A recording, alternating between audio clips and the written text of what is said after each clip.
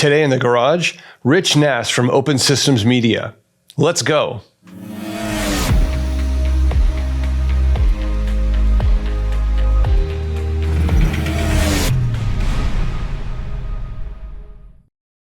Welcome to the garage. I'm John Heinlein, Chief Marketing Officer from Sonatus.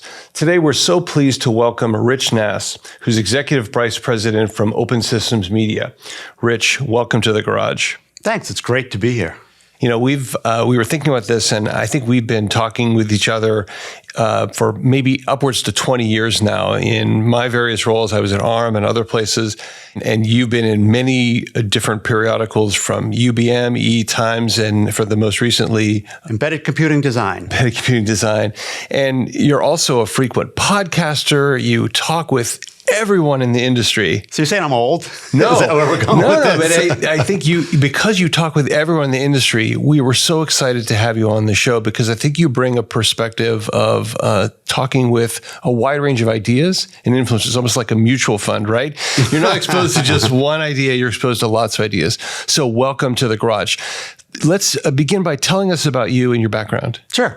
I went to engineering school in lovely Newark, New Jersey, graduated with a double E, but I never actually practiced as an engineer. I started as an electronic design magazine as an intern while I was still in college, and I never left media. So I've worked for most of the media companies. As you said, I worked at EDN, E-Times, Electronic Design, and I've been with Open Systems Media for just over 10 years now. That's fantastic. And you've covered a range of areas. This podcast, we talk about, vehicles and automotive technology and so on. But what's the range of things you cover?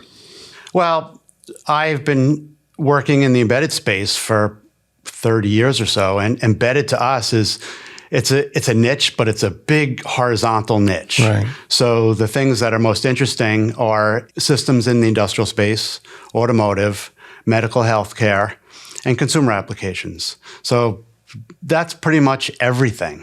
Right. Well, we always like to get to know our guests and begin with a fun fact about them. You have to tell us a fun fact about you. I'm a sports junkie. I love sports. I love to play. I love to watch. So that's a big one for me. I'm an avid golfer. So here's a fun fact. I have 6 holes in one. That's a fun fact. Yeah. And I just got number 6 a week or so ago. That's fantastic. Yeah, we moved to Florida a few years ago. I'm a Jersey guy. I lived in New Jersey my whole life. We moved to Florida, and we live on a golf course. And I get out as often as I can. And yeah, I've managed to get 6 holes in one. So is that a fun fact? That is a fun fact. I've never had a hole in one. My fun fact is I graduated from Carnegie Mellon, and when I was coming to Stanford, I knew there was this one professor who was from Stanford. I said, "Hey, you got to tell me what's the tip? Should I go to this restaurant?" And he said, "When you go to Stanford, take up golf." I was like, "What is that?" Well, because the Stanford golf course is this championship level course.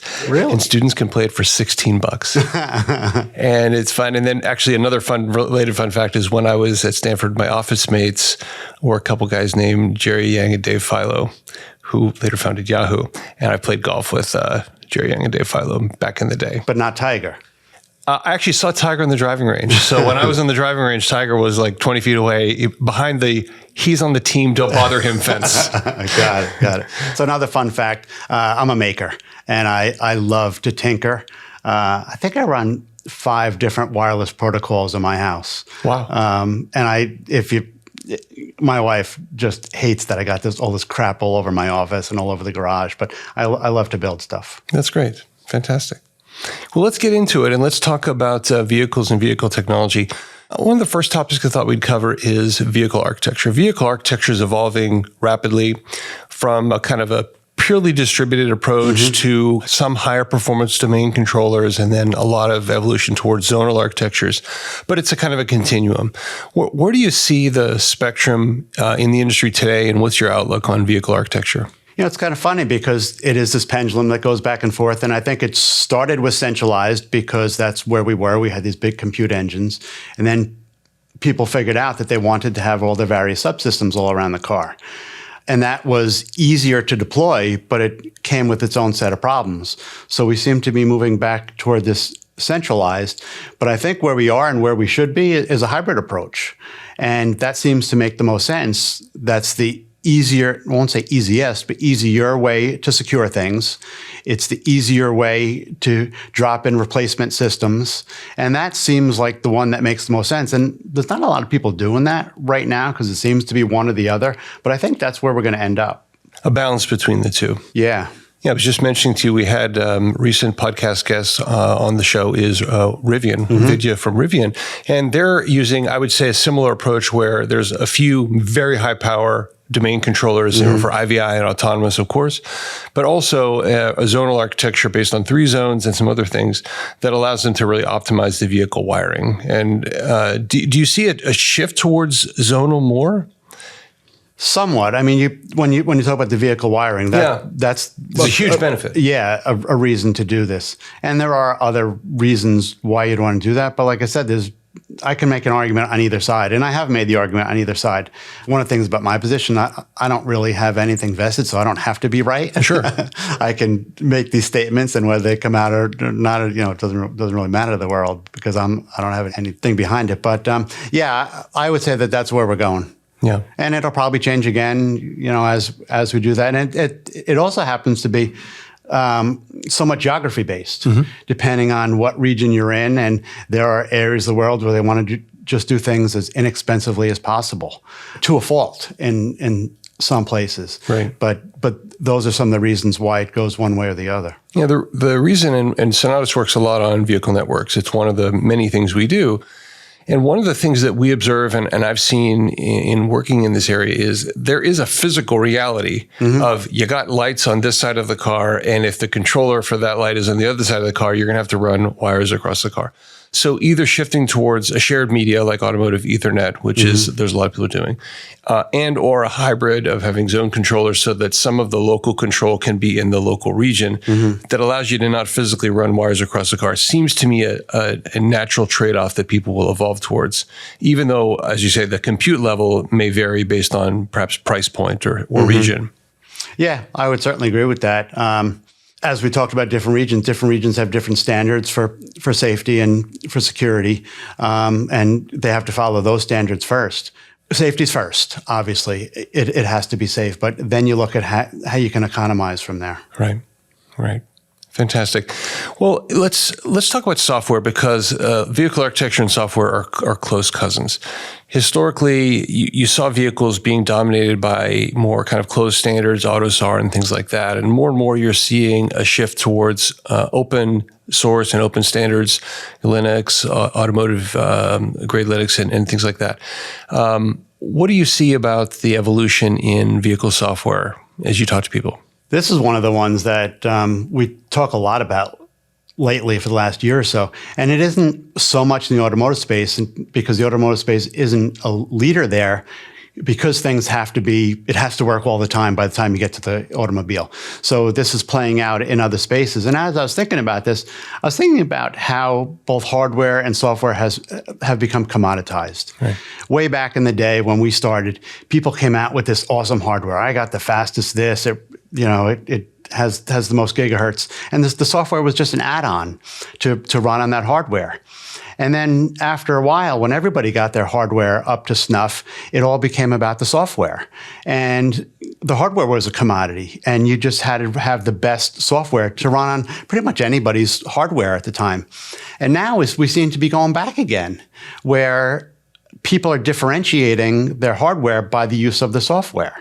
So all that said, that's a long story to get to where with open source, you can do a lot of these cool things on hardware that's, I won't say it's less important or easier, but it's not the focus anymore. It's what can you do with the software on this hardware? So I'm still selling you the hardware because that's where I make the money, but I can differentiate through the software and open source with things like Linux and Zephyr and every driver you could possibly imagine available and tested and retested and tested again is available to you. It's easier.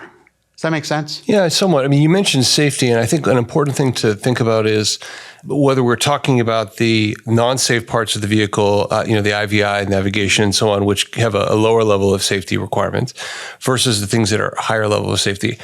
I still see, in my impression of looking at the industry, we work closely with a number of silicon providers like NXP, for example. And companies like that are trying to provide hardware that allows you to put multiple workloads together, but also have them be safe. So I think the safety versus non-safety dichotomy will remain. And there will be, I think, in my opinion, a need to have a lot more focus on safety and the software that can work with that. You're seeing operating systems from Electrobit, from Red Hat that are safety certified. So you can bring Linux into the safety world, which historically wasn't the case. Yeah, that's a really good point. There's definitely a divide there between mission critical and non-mission critical. And the innovation, if that's the right word, the glitzy part happens on the non-mission critical, where people can do all this cool in-cabin stuff. Right.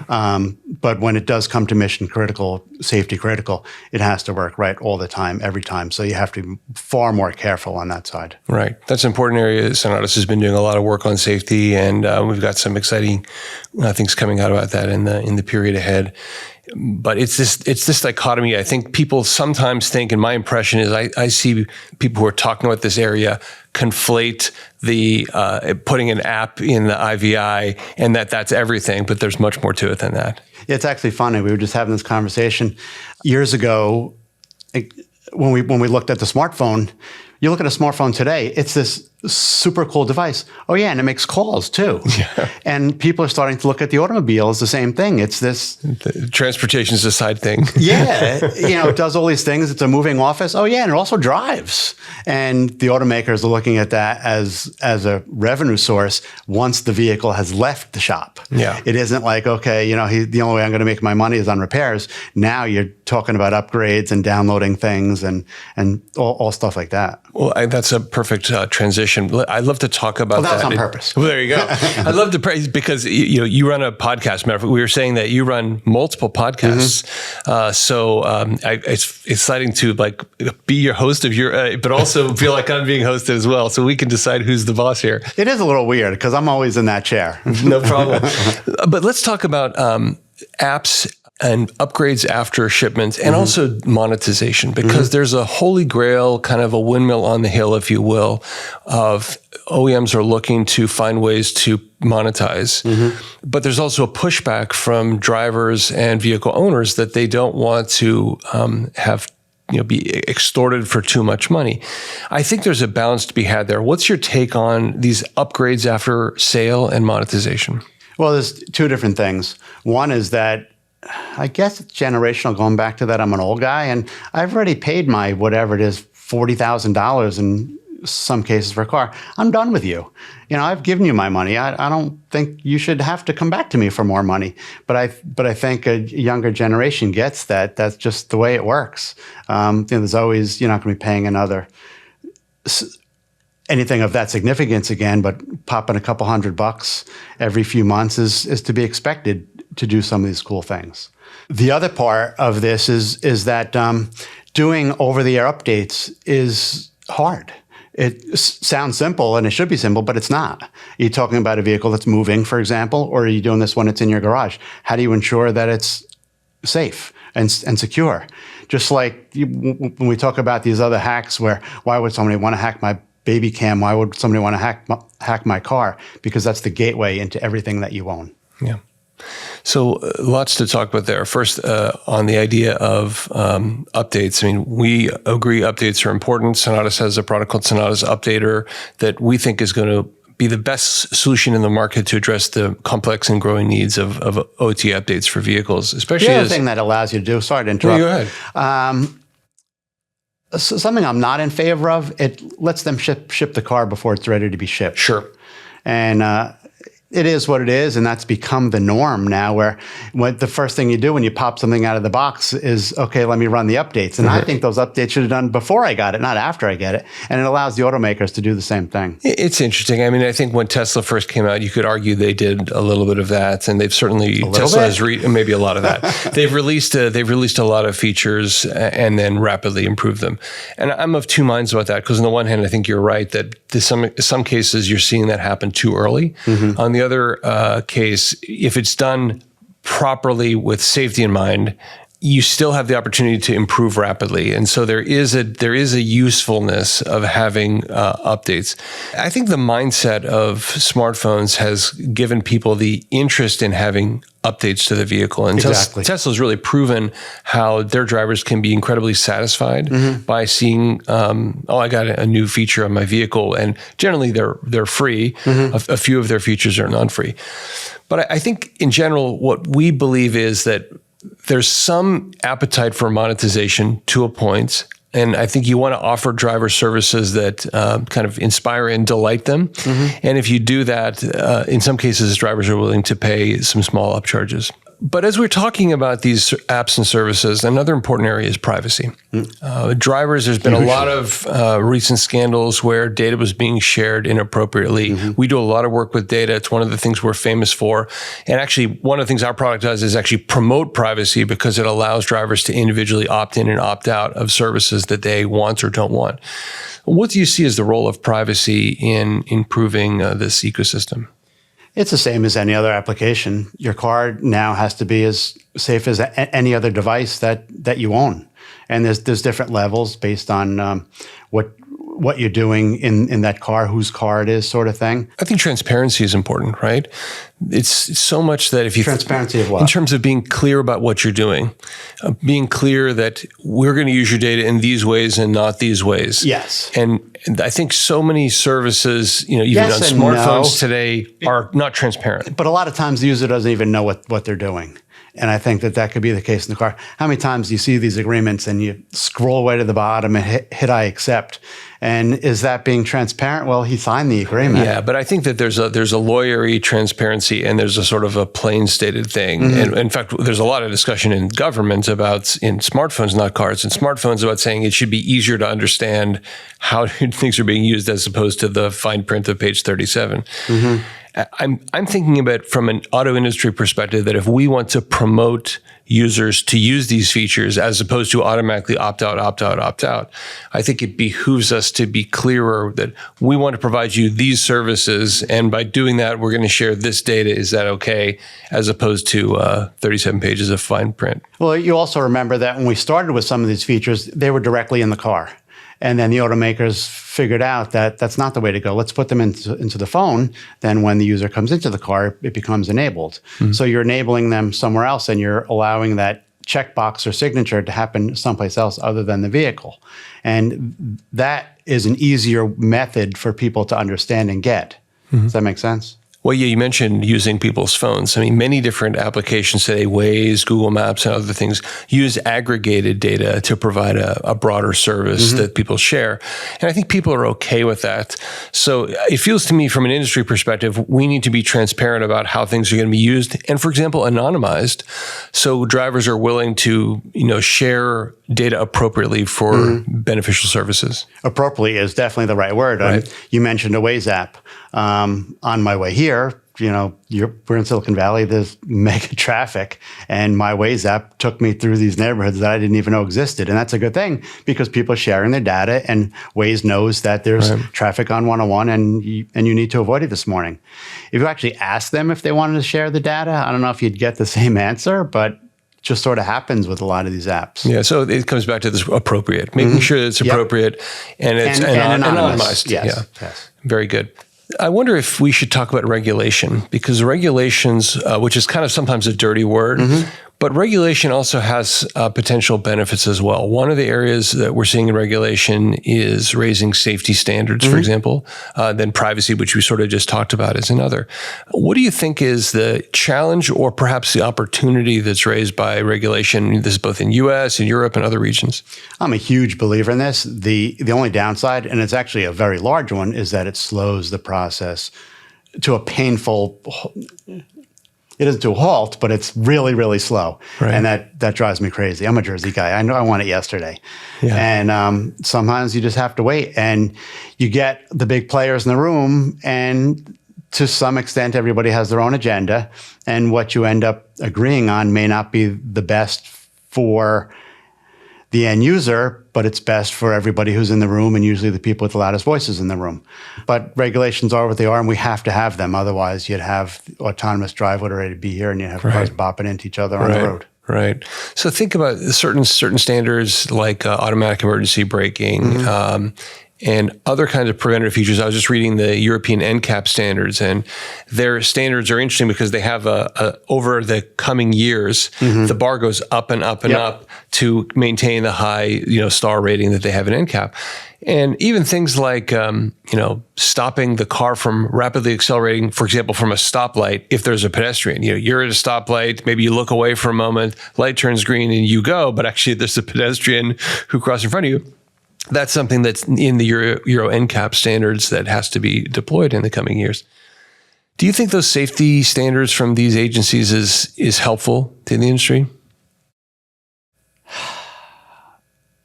I don't know. We've been driving for 100 years. All of a sudden, we need the car to tell us that there's a pedestrian in front of the car. But pedestrian fatalities are going up. They are, and really crazy going up. Yeah, you're right, and I should minimize it. I think it's distracted driving too. I mean, boy, is that a big one. I mean, you're driving down the road. It seems like the majority of the people are not looking at the road and they're looking down at their device. Yeah, that is definitely a huge one. Okay, I'm on the bandwagon. I'm a believer, and where I live in Florida, we actually have a very high rate of people getting hit by cars. Yeah, it is definitely true. Right. But I think it's also can be an opportunity. So looking at it from the industry perspective, bringing these features in, OEMs are using this as a selling feature. Yes. In fact, when they're doing standards that they know they're going to have to do later anyway, sometimes they're pulling it earlier. Subaru has a big ad campaign about emergency braking, which is a great ad campaign, showing how if you look away for a moment, they can help protect passengers. And I admit I've used these features and they work great when something happens. Well, it's all part of the software-defined vehicle that we've been talking about a real lot over the last year or so, the electrification of the vehicle. Right. These are all things that are getting baked in and being way more complex, and open source plays a big part of that. So I think we're coming full circle here. Right. Yeah, software-defined vehicle, it's a major theme of this podcast.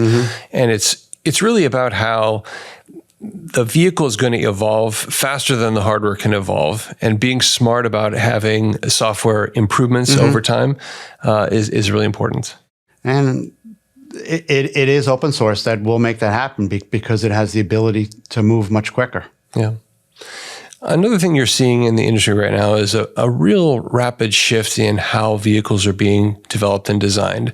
Partially it's driven by the pandemic, partially it's driven by other factors where OEMs and their approach to outsourcing, how much they do inside, how much they do with tier ones and other providers is changing a lot. What's your take on how the vehicles are being developed now and how it's changing? It's interesting. A lot of it has to do with, let's first talk about what happened with the pandemic, where people had to work at home. The only people who were in the office were the absolute have to be there people. And the OEMs figured out that this works. It may not be where we want people home all the time, but on a semi-regular basis, they're just as productive, if not more productive, when they're not in the office. So the design became distributed. It's also different regions want to do things differently. The folks that are more the tried and true, the traditional brands seem to stick to what they've always done. And in some of the regions in Asia where they want to cost reduce and are more accustomed to having this done, they're more willing to outsource. And if they can get something done faster, cheaper, they're willing to take that risk. What about, if we look at software perspective, we focus a lot on software in this podcast. How do you see the software appetite for OEMs changing? Same thing. The OEMs that have been around for a very long time seem to want to do it themselves in-house. And they're starting to look at open source a little bit, but they're not as quick to say, absolutely, let's do it that way. Where there's so many startups in the software-defined vehicle space. I guess it's easier to get into business with something like that, but we're seeing a lot of startups on the software-defined vehicle side.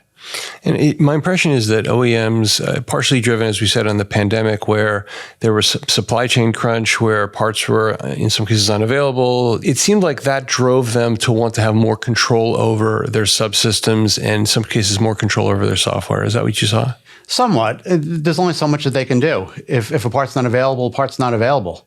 And these cars sat on the factory floors waiting for, in many cases, a part that was a few dollars that they just couldn't get anywhere. Right. Or they shipped without the part and they said to the dealer, as soon as we get this part, you snap it in yourself.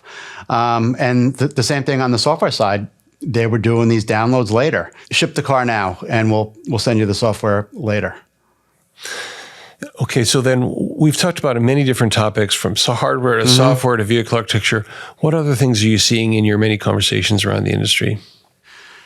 Well, never a conversation goes by without talking about artificial intelligence. Great. And machine learning and how that affects everything that we do and has in the past without people really even knowing it. But it's moving more now to doing AI at the edge. And that's where it comes back to all the things that we do, and edge has different meanings to different people. But if you bring that computer on-prem, the things that you're able to do where you don't really have to worry about security as much because your data is never leaving your facility. It opens up the world to lots of different things.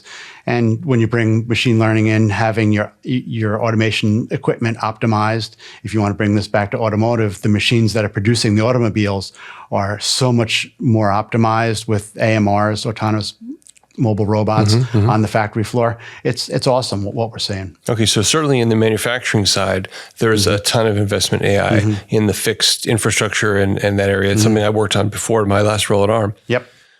But if we look into the vehicle, of course, tons of AI being used in things like autonomous driving, as those are people are going towards level 3 and more autonomy, Waymo and things like that.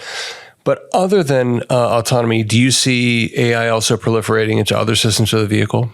On the ADAS side, on the infotainment side, absolutely. Yeah. Because it's there's less risk involved. Right. So people can experiment a little more. If you have to reset, you have to reset. One of the things we've been researching and doing some work with lately is looking at how AI can be used for quality improvements in analytics. Because I use this example of vibration. Well, vibration is a very complicated thing, like how much vibration, which frequency ranges. And so if I ask you to write a conventional algorithm to say, is there vibration? That takes some real work. But from an AI perspective, there are patterns of vibration that you could say, when there's vibration, tell me, or within these parameters. And I think there are examples like that where AI can be used to do analytics that may have been more difficult before. And it'll have to evolve over time because you need a fairly large data set to make that work. So, but yeah, we could definitely do that. And they've been doing that in airplanes for years. That's right. I had a friend who worked at an oil company and they used AI techniques to do preventative maintenance. They say, this pump's going to fail in 3 weeks, and they could very reliably predict that and fix it before it failed. And I think there's an opportunity in vehicles to do those kinds of preventative things we don't even know about yet. Yeah, it is true. I think it's harder in the automobile because there's a lot more components. There's a lot more going around than just a motor that just spins in the same direction all the time. It's easier to detect when that's going to fail. Right. But absolutely, that's a good place for that. The issue that does bring up is who's going to repair the automobile when it does fail at that point. Your average mechanic doesn't have the training to work on that vehicle anymore. It's a double-edged sword because, especially EVs, you mentioned earlier the transition to EVs. EVs are a fundamentally simpler machine, which is great. It's more reliable. My EV, I barely do any service to it at all, and you generally don't have to do very much. But the downside is the repair is becoming more specialized, and sometimes OEMs have to do it. And for OEMs, that's probably an opportunity. For the drivers, it's a little bit of a constraint. But for me, I'm net positive on the vehicle being much simpler, much more, I think, overall reliable. I'm a car guy. I like to fix my own car, but I don't have any experience at all with an EV attempting to repair it. But it's definitely a different animal. Well, Rich, thanks for visiting with us. We've covered so many different topics in today's conversation. It's always great to talk with you. Thank you. This is a lot of fun. As people like to say, I've never met a microphone I didn't want to be in front of. Thanks a lot for joining us. Thanks for joining us today. If you like what you're seeing in the garage, please like and subscribe to see more episodes like this. And we look forward to seeing you again in the garage very soon.